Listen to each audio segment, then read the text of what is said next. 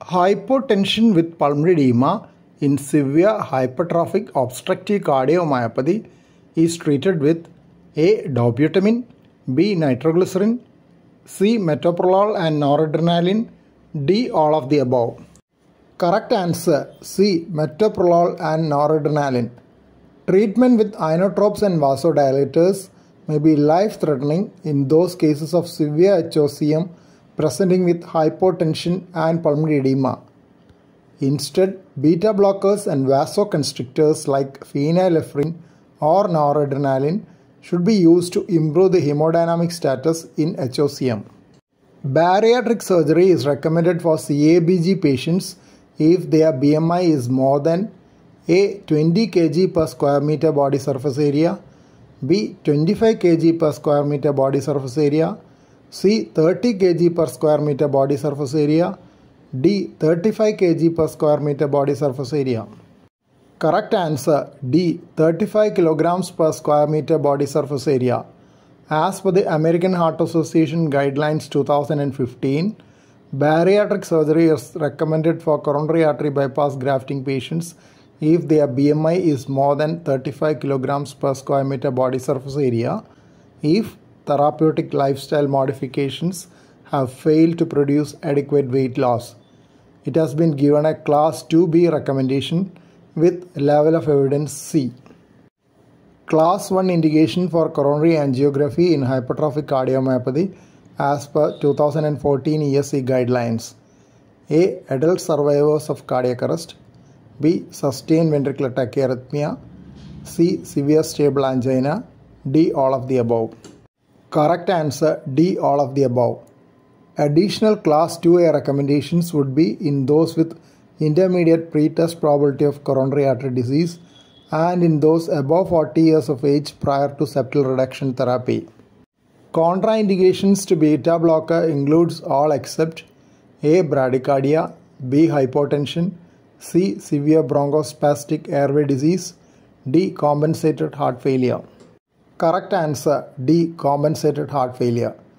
Earlier, heart failure was considered a contraindication for beta blocker therapy, but now beta blockers are a part of standard of care in heart failure as they have been shown to reduce mortality and morbidity in heart failure. Still, it is not wise to initiate beta blocker therapy in decompensated heart failure on intravenous diuretics or inotropic support. Beta blockers are initiated after initial stabilization, that too in small doses, and titrated upwards to the maximum tolerated doses. The beta blockers of proven benefit in heart failure are carvedilol, bisoprolol, and metoprolol succinate. Beta blockers with intrinsic sympathomimetic activity are not preferred in the treatment of heart failure. Carvedilol has the added advantage of associated vasodilatory activity and has been even shown to be superior to metoprolol in one study. But the drawback of the comparison was that it was not the extended release preparation of metoprolol which was compared. Recommended view for measuring left ventricular thickness by echocardiography in hypertrophic cardiomyopathy. A. Parasternal long axis view by 2D, B. Parasternal long axis view by M-mode, C. Short axis by 2D, D. None of the above. Correct answer C. Short axis by 2D. As per the ESC 2014 guidelines, short axis two-dimensional measurements of all LV segments from base to apex is recommended to measure the maximum thickness of the left ventricular wall in hypertrophic cardiomyopathy. LV maximum thickness is a factor used for risk stratification with a cutoff value of 30 mm. Measurement of LV thickness by M-mode in parasternal long axis view, which is the most common method of LV measurements, is likely to give erroneous results due to oblique cuts. Moreover, it will miss out localized hypertrophy as in apical variety of HCM. Position used to prevent airlock in the right ventricle in air embolism. A. Left lateral decubitus, B. Right lateral decubitus, C. Supine, D. None of the above. Correct answer A. Left lateral decubitus.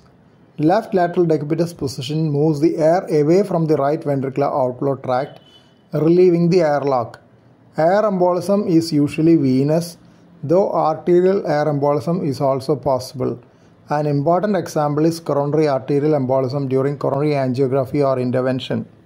Volume expansion and oxygen administration are two simple measures. Further entry of air into the circulation should be prevented by appropriate measures. If large volume of air is present in the right heart, aspiration using a central venous catheter is also an option. 100 to 500 ml of air has been considered to be lethal dosage in human beings. Advantage of mineralocorticoid receptor antagonist for hypertension with left ventricular dysfunction. A. Reduced myocardial fibrosis. B. Prevention of ventricular remodeling. C. Reduction in arrhythmia. D. All of the above. Correct answer D. All of the above. Mineralocorticoid receptor antagonists spironolactone and eplerenone are useful for treatment of hypertension in those with left ventricular dysfunction due to the added benefits of reduced myocardial fibrosis, prevention or even reversal of left ventricular remodeling, and reduction of arrhythmogenesis. Perioperative use of beta blockers in CABG is A. Class 1 recommendation, B. Class 2A recommendation, C. Class 2B recommendation, D. Class 3 recommendation. Correct answer A. Class 1 recommendation. As per the 2015 American Heart Association guidelines on secondary prevention after CABG, all patients should be given beta blockers perioperatively to prevent postoperative atrial fibrillation, ideally to be started before surgery if there is no contraindication. It is a class 1 recommendation with level of evidence A. Please don't forget to subscribe to this channel for future updates and click on the bell icon for all updates. Thank you.